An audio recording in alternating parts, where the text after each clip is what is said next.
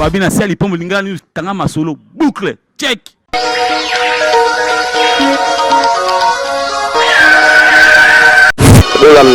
Lingala News Magazine et sa information à solo.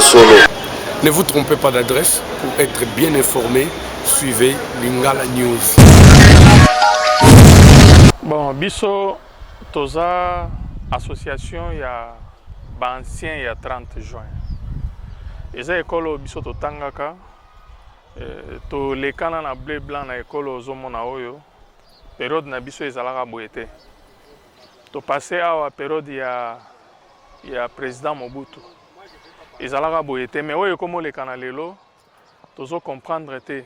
Yango biso to boy terme ya mokonzi ya mboka talela biso likambo oyo. Biso moko loka to lekana awa to talike soki biso moko to salite peut-être soki biso to bandi bakonzi ya mboka bakoya kosunga biso. Mais to sanganaki, to sololaki, to lobi ke non. Ndenge biso to zalaki soki chaque samedi tozo beta bale na terrain oyo. Lelo terrain koma kotonda mai ezokota ti na ba salle de classe.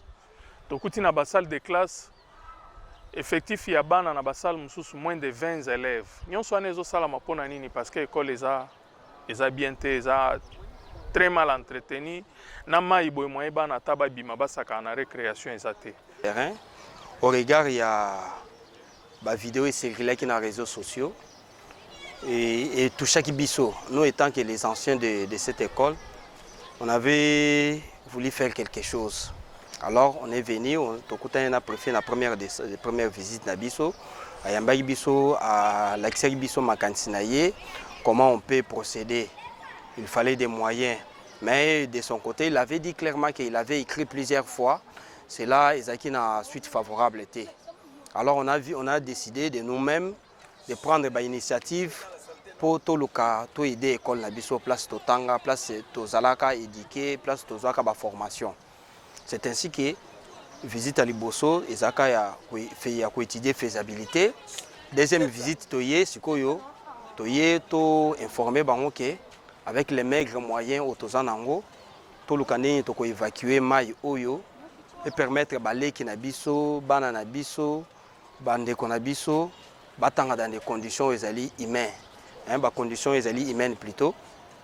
C'est ainsi que tu es pour nous informer que par la grâce de Dieu, avec les maigres moyens que nous avons, nous salana o ya ko évacuer ma union so yo et ko salama demain ou après demain. Bon, anciens élèves bah pèse vraiment honneur mingi pour l'école na bango. Ces soucis-là qu'ils ont, il y a quoi côté la école oyo, ils ont témoigné bolingo bazar nango pe pona mboka na bango. Donc, bazui école lokola ba famille na bango propre. Et loko pe to kosenga ba oyo mususu bakoza na mawa bana na biso bazali awa. Et loko tuzo kapasi bana na biso bazali awa, mais état ya environnement oyo bazo tangela eza yango ndete, eza yango ndete.